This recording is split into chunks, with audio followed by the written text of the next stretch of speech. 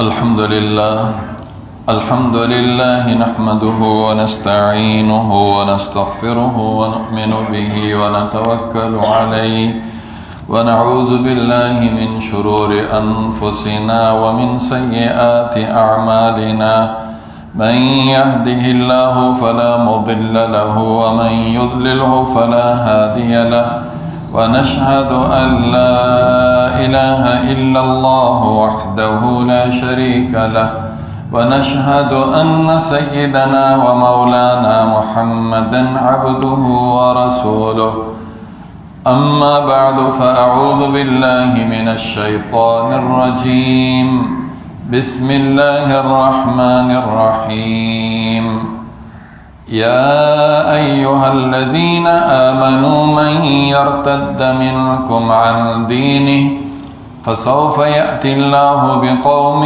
يحبهم ويحبونه أذلة على المؤمنين أعزة على الكافرين يجاهدون في سبيل الله ولا يخافون لومة لائم ذلك فضل الله يؤتيه من يشاء والله واسع عليم۔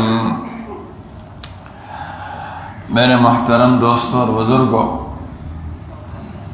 جو بات گزشتہ جمعہ شروع کی تھی وہ یہ تھی کہ ہمارا جو یہ دور ہے یہ ارتداد کا دور ہے، زندقہ اور الحاد کا دور ہے۔ ہماری نئی نسل، ہمارے نوجوان بچوں کو، نوجوان بچیوں کو پکڑ پکڑ کر مرتد بنایا جا رہا ہے، زندیق بنایا جا رہا ہے، ملحد بنایا جا رہا ہے۔ ایک سے ایک فتنہ پیدا ہوتا جا رہا ہے، اور یہ وہ فتنے ہیں جو پہلے زمانے میں تھے، کبھی دب جاتے ہیں کبھی نکل آتے ہیں، ان کے جراثیم اب تک موجود ہیں۔ دو کا تو میں نے تعارف کرایا تھا، خوارج اور معتزلہ، جن کی پیشن گوئی رسول اللہ صلی اللہ علیہ وسلم نے خود فرمائی تھی۔ یہ پیدا ہوں گے اور لوگوں کو گمراہ کریں گے اور کر رہے ہیں۔ آپ صلی اللہ علیہ وسلم کی پیشن گوئیاں برحق۔ امام بخاری کتاب الفتن، جہاں فتنوں کا ذکر ہے، وہاں حضور صلی اللہ علیہ وسلم کی حدیث لائیں۔ آپ نے فرمایا میں دیکھ رہا ہوں کہ فتنے بارش کی طرح تمہارے گھروں پر برس رہے ہیں۔ یہ مستقبل کے بارے میں آپ نے فرمایا۔ آپ ایک جگہ تھی، اونچی جگہ تھی، کوئی قلعہ تھا غالباً، اس کی چھت پہ چڑھے تو چڑھ کر جب دیکھا تو اللہ نے آپ کو وہ مستقبل کے فتنے دکھائے۔ فرمایا میں دیکھ رہا ہوں کہ فتنے تمہارے گھروں کی چھتوں پر بارش کی طرح برس رہے ہیں، اور وہ فتنوں کا دور یہ ہے آگے۔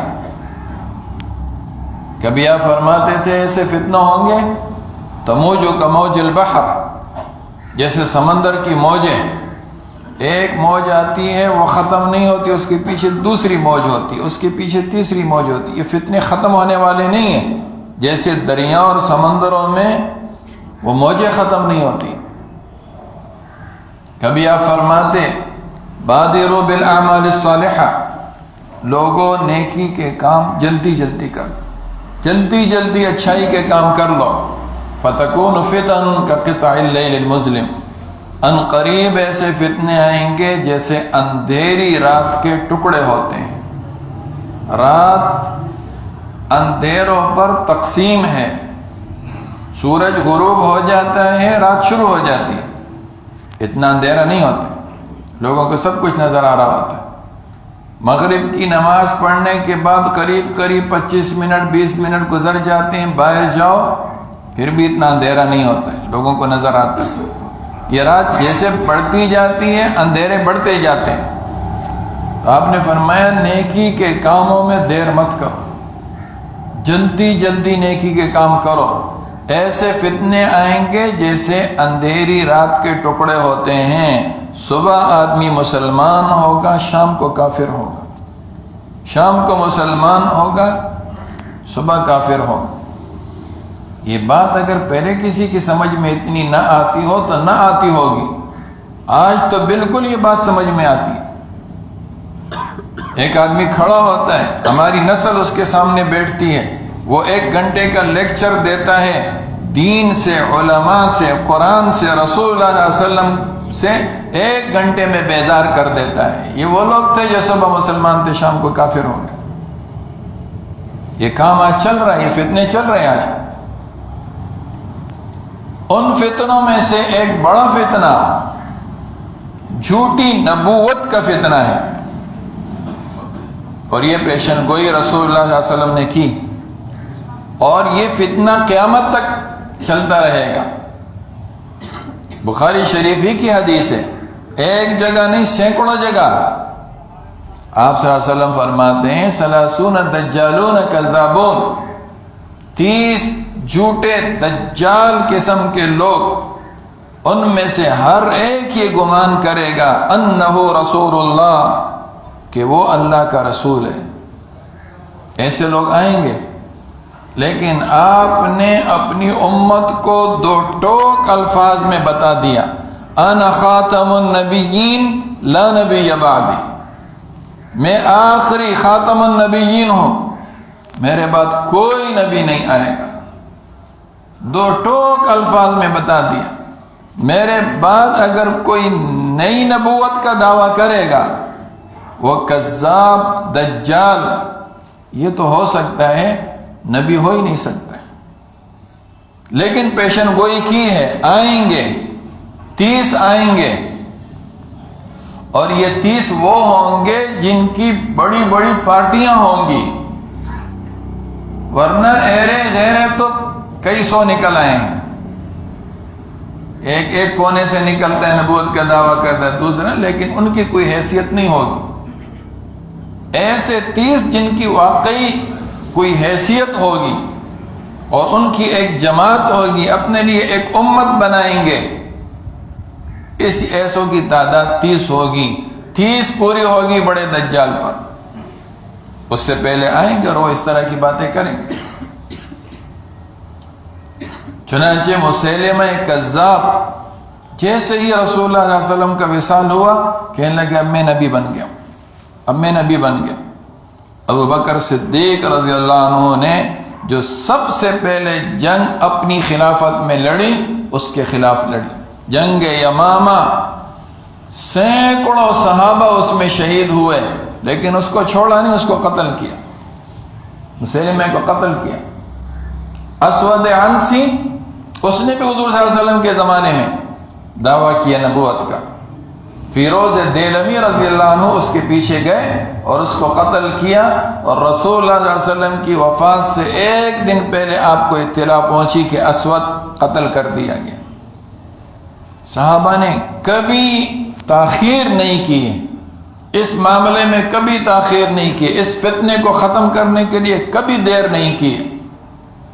ابو بکر رضی اللہ عنہ فرماتے تھے یہ بھی کوئی بات ہے، قد انقطع الوحی وتم الدین، وحی کا سلسلہ منقطع ہو گیا، دین مکمل ہو گیا۔ اینقص الدین وانا حی، اب کوئی دین میں کمی کرے گا اور ابو بکر زندہ رہے گا؟ یہ کیسے ہو سکتا ہے؟ میری زندگی میں یہ کام نہیں ہو سکتا ہے۔ ہر صحابی کا یہی تھا، ینقص الدین وانا حی، دین میں کوئی کمی زیادتی کرے اور میں زندہ رہوں گا؟ آتے رہے، کسی کی نبوت چند مہینے چلی، کسی کی نبوت 2-3 سال چلی، دفع ہو گئے، لیکن یہ جو آخری صدی جس میں مرزا غلام احمد قادیانی کو انگریز نے نبی بنایا تھا، انگریز نے اس کے سر پر نبوت کا تاج رکھا تھا، 1901 میں اس نے نبوت کا دعویٰ کیا، 1901 میں، اور آج دیکھ لو 2022، 121 سال اس کا وہ ڈرامہ چل رہا ہے۔ کیوں اتنا لمبا ہو گیا؟ اس کے پیچھے انگریز کی سرپرستی، اس کا ہاتھ تھا۔ انگریز جب برطانیہ میں آیا تو اس نے دیکھا کہ مسلمان ہماری اطاعت نہیں کریں گے، ان کے لیے ایک نبی کی ضرورت ہے، نبی بناؤ۔ اس کو نبی بنایا اور اس کی نبوت میں 3 مقاصد رکھے، 3 کام تو نے کرنے ہیں، 3 کام۔ نمبر 1، عوام کو یہ بتانا ہے کہ حکومت برطانیہ کی اطاعت واجب ہے۔ جب ایک نبی کی زبان سے آئے گا نا، لوگ کہیں گے یہ نبی ہے اور نبی کہتا ہے کہ اس حکومت کی اطاعت واجب ہے، تو بس لوگ اس کی تابع ہو جائیں گے۔ نمبر 2، اعلان کر دو کہ جہاد کینسل ہو گیا، ختم ہو گیا، منسوخ ہو گیا، اب جہاد کی ضرورت نہیں، اب کوئی جہاد کرے گا وہ فساد ہوگا۔ نمبر 3، احکامات شریعہ کو مسخ کرنا، اس کے چہرے کو بگاڑنا، یہ تیرا کام ہے۔ کرتا رہا، فرما بردار تھا، اس کام کے لیے اس کو پیسہ ملتا تھا، اس کام پر وہ لگ گیا اور اس کام میں لوگوں کو لگایا، آج تک اس کو یہ سرپرستی حاصل ہے۔ 1908 میں 26 مئی 1908 کے اندر یہ مرا، چونکہ اور کوئی تھا نہیں، اولاد میں سے کوئی ایسا اس وقت تھا نہیں، تو اس نے ایک آدمی کو جو نور الدین، خلیفہ نور الدین اس کا نام تھا، اس کو اپنا نائب بنائے۔ اس کو خلیفہ اس لیے کہتے تھے، وہ اپنی قوم کا نائی تھا، اور پنجاب والے جانتے ہیں کہ یہ لوگ نائی کو خلیفہ بولتے ہیں، تو وہ قوم کا نائی تھا، اس کو اور کوئی ملا نہیں، اس کو بنا دیا۔ بعد میں پھر اس کا بیٹا محمود، مرزا محمود، اس کو نائب بنایا گیا۔ پھر مرزا محمود مر گیا تو پھر اس کا بیٹا مرزا ناصر تھا، اس کو خلیفہ بنایا۔ مرزا ناصر مرا تو مرزا طاہر کو خلیفہ بنایا۔ مرزا طاہر مر گیا تو مرزا مسرور کو خلیفہ بنایا۔ اس وقت جو خلیفہ ہے وہ مرزا مسرور ہے۔ آپ دیکھتے ہوں گے مجھ سے بڑی پگڑی باندھی ہوئی، اس کی بڑی پگڑی مجھ سے باندھی، اور ایسا ہے کہ دیکھنے والا کوئی دور تک بھی گمان نہیں کر سکتا ہے۔ کافر ہونے کا تو دور کی بات ہے، اس پر یہ گمان بھی نہیں ہو سکتا ہے کوئی فاسق فاجر ہے۔ میں نے جب پہلی مرتبہ اس کی تصویر دیکھی، ایک جگہ میں بیٹھا ہوا تھا، ٹیلی ویژن پر اس کی تصویر آ رہی تھی برطانیہ میں، تو میں نے لوگوں سے پوچھا یہ عالم کون ہے؟ وہ ہنسنے لگے، کہنے لگے یہ مرزا غلام احمد قادیانی کا خلیفہ ہے، اور بیٹھ کر بچوں کو دعائیں سکھا رہے ہیں۔ ہاں بیٹا، بیت الخلاء میں جانے کی کون سی دعا ہے، گھر میں داخل ہونے کی کون سی دعا ہے، گھر سے نکلیں گے کون سی دعا ہے، بیٹھ کر دعا۔ میں نے کہا اچھا یہ اس کا خلیفہ ہے؟ اب اس کے بارے میں کوئی گمان کر سکتا ہے کہ یہ لوگوں کو مرتد بنا رہے، لوگوں کو زندیق بنا رہے؟ اس جھوٹی نبوت نے ہمارے ملک میں اور دوسرے ملکوں میں لاکھوں مسلمان بچوں بچیوں کو مرتد بنا دیا ہے۔ لوگوں کو کیا پتہ نبوت کہتے کس کو ہے؟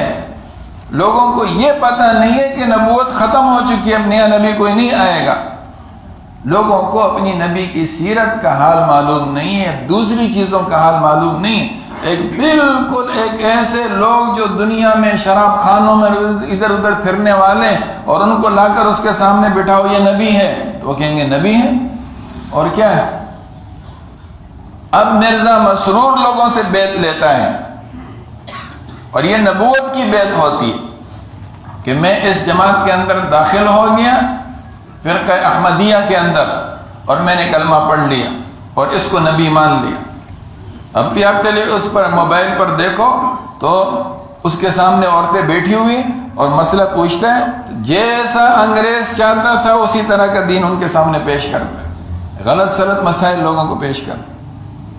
سب سے بڑے جو نقصان کی بات ہے وہ یہ ہے، باہر ملکوں میں جب کسی کے دل میں داعیہ پیدا ہوتا ہے، ایک کافر مسلمان ہونا چاہتا ہے کہ میں مسلمان ہو رہا ہوں، یہ ان کو ٹکر جاتے ہیں، ان کو اپنے لٹریچر دیتے ہیں، ان کے سامنے اپنی دعوت اور تبلیغ کا کام رکھتے ہیں، وہ ان کے ہاتھ پر مسلمان ہو جاتے ہیں، سمجھتے ہیں ہم مسلمان ہو گئے۔ پھر پیچھے پیچھے ہماری تبلیغی جماعت جاتی ہے اور بڑی نرمی سے کہتی ہے آپ مسلمان نہیں ہوئے ہیں، کفر سے کفر میں آئے ہو، اب دوبارہ مسلمان ہو جاؤ۔ پھر وہ ان کو دوبارہ مسلمان کرتے ہیں۔ لیکن شک میں تو ڈال دیتے ہیں پتہ نہیں کون سا اسلام ہے، کب جا کر ہم مسلمان ہوں گے۔ یہ کہتے ہیں ہم مسلمان ہیں، وہ کہتے ہیں ہم مسلمان ہیں۔ یہ ارتداد کا فتنہ ہے، انتہائی خطرناک فتنہ ہے۔ ہمارے ملک میں کتنی نوجوان لڑکیوں نے قادیانی لڑکوں سے شادی کی، ان کو پتہ بھی نہیں کہ یہ قادیانی، ان کا تو نکاح ہو ہی نہیں سکتا ان کے ساتھ، یہ تو کافر اسلام سے خارج ہے۔ انتہائی درجے کا ایک غلیظ آدمی تھا جس کا کردار انتہائی گندا کردار تھا۔ آپ اگر دنیا میں کسی خبیث ترین انسان کو جانتے ہو کہ اس کے اندر کتنی خباثتیں تھیں، ان سب خباثتوں سے بڑھ کر مرزا غلام احمد قادیانی کے اندر خباثتیں تھیں۔ وہ شوقین ہی غلاظت کا تھا، کہتا تھا میں آنکھ بند کرتا ہوں تو مجھے پخانہ نظر آتا ہے۔ پیغمبروں کیسی باتیں نظر آتی؟ خواب دیکھتا تھا تو اس کو پخانے نظر آتے تھے۔ کبھی کہتا ہے ایک دفعہ میں نے جہنم کو خواب میں دیکھا، اس کی شکل پخانے کی طرح تھی، اس میں پخانہ تھا۔ یہ اس کی کتابوں میں لکھی ہے، میں اپنے پاس سے نہیں کہہ رہا ہوں۔ ایک دفعہ ایک گھر خریدا تو ایک نے کہا کہ میں فلاں روم لوں گا، دوسرے نے کہا میں فلاں روم لوں گا، ایک بیٹے نے کہا میں اس روم میں رہوں گا، اس نے کہا میں واش روم میں رہوں گا۔ اور کہتے ہیں سارا دن بیت الخلاء میں بیٹھا رہتا تھا، اس لیے کہ وہ گندے شیاطین کی جگہ ہے، وہ شیطان اس کے اوپر الہام کرتے تھے۔ باقاعدہ اس نے قرآن کی تفسیر لکھی ہے، منمانی تفسیر ہے۔ اس کی بیوی خود کہتی ہے کہ جب یہ آخر وقت میں بیمار ہوا تو اس پر ایسی پیچس، ایسے موشن لگے، اس کے منہ سے بھی موشن نکلتے تھے اور جو نکلنے کی جگہ وہاں سے بھی نکلتے تھے۔ اور پھر کہتے ہیں کہ اتنا اس سے وہ خارج ہوا کہ پھر یہ چل نہیں سکتا تھا، تو ہم نے چارپائی کے نیچے ہی اس کے لیے ایک عارضی طور پر انتظام کر دیا، یہ اسی میں کرتا تھا۔ ایک دفعہ اٹھنے لگا تو اسی میں گر گیا اور اس کے اندر لت پت ہو گیا، اور اسی حالت میں اس کا انتقال ہوا۔ اور اس کی کتابوں میں لکھا ہے، چھپاتے ہیں یہ لوگ، اس کا پورا کردار بتاتے نہیں ہیں۔ جب انتقال ہوا تو مرنے کے بعد منہ اور ناک سے بھی پخانہ نکل رہا تھا اور نیچے سے بھی نکل رہا تھا۔ روئی لا کر ناک میں ٹھونسی جاتی تھی، منہ میں ٹھونسی جاتی تھی، نیچے کے راستے سے ٹھونسی جاتی تھی، لیکن وہ غلاظت آتی تھی، یہاں تک کہ روئی رکھ کر پورا رول بنا دیا، کلفی بنا دیا اور کسی طریقے سے اٹھا کر لاہور کے اندر اس کو دفن کر دیا۔ یہ 1908 کی بات ہے، 26 مئی 1908۔ وقت جیسا تھا، لیکن میں ان لوگوں کو جو ان کی تعلیمات کو اچھا سمجھتے ہیں یا انہوں نے ان کو ورخلا لیا ہے، میں ان کو ایک خیرخواہی کی نصیحت کرتا ہوں کہ اگر تم نے اس کو نبی مانا ہے تو اس کی آخری زندگی سے عبرت حاصل کرو کہ اللہ انبیاء کرام کو اس طرح ذلیل کرتا ہے، اس طرح رسوا کرتا ہے۔ اگر یہ اس کو اپنا نبی مانتے ہیں تو ماننے والا ہر ایک ہاتھ اٹھا کر اللہ سے دعا کرے، اے اللہ جیسے قادیانی کی موت آئی ہے مجھے بھی ایسی موت نصیب فرما۔ ہر آدمی چاہتا ہے نا میں اپنے پیغام، ہم اپنے سچے نبی، ہمارے نبی صلی اللہ علیہ وسلم تو بہت بڑی بات ہے، بہت بڑی بات ہے۔ ہمارے نبی کو ماننے والے جو اولیاء ہیں، متبع سنت ہیں، جیسی خوبصورت موتیں ان کو آئی تھی، ہم اللہ سے دعا کرتے ہیں اللہ ہمیں بھی ایسی موت نصیب فرما دے۔ ہم تو اللہ سے دعا کرتے ہیں۔ یہ گن آج تک چل رہا ہے اور اس کا مرکز وہیں برطانیہ میں ہے۔ تو اللہ تعالیٰ ان ختم نبوت والوں کو جزائے خیر دے، انہوں نے لٹریچر تیار کی۔ حضرت مولانا یوسف لدھیانوی شہید رحمۃ اللہ علیہ، ایک چھوٹا سا کمرہ تھا بینر ٹاؤن میں، ہم آتے جاتے تھے حضرت کے پاس، چھوٹے چھوٹے رسالے لکھے عوام کو سمجھانے کے لیے، یہ ان کے اندر خرابی ہے، یہ خرابی ہے، ان کا کفر یہ ہے، ان کا کفر یہ ہے۔ تب جا کر لوگوں کے سمجھ میں کوئی بات آئی۔ یہ ارتداد کا فتنہ ہے۔ مرتد کس کو بولتے ہیں؟ ارتد یرتد ارتدادا، اس کے معنی رجوع عن الاسلام، اسلام سے پھر جانا، اسلام لانے کے بعد اسلام کو چھوڑ دینا۔ اتنا بڑا گناہ ہے، اتنا بڑا گناہ ہے۔ قرآن تو پڑھو، وَمَن يَرْتَدِدْ مِنْكُمْ عَنْ دِينِهِ، تم میں سے جو کوئی شخص اپنے دین سے پھر جائے گا، اسلام کو چھوڑ دے گا، فیمت وہو کافر، اور وہ کفر ہی کی حالت میں دنیا سے جائے گا، فاولئک حبطت اعمالہم فی الدنیا والآخرہ، اس کے سارے اعمال، سارے کیے کرائے نیکیاں دنیا آخرت سب جگہ برباد ہو گئی ہیں۔ پھر آپ نے سردیوں میں بڑے لحاف بانٹے ہوں گے،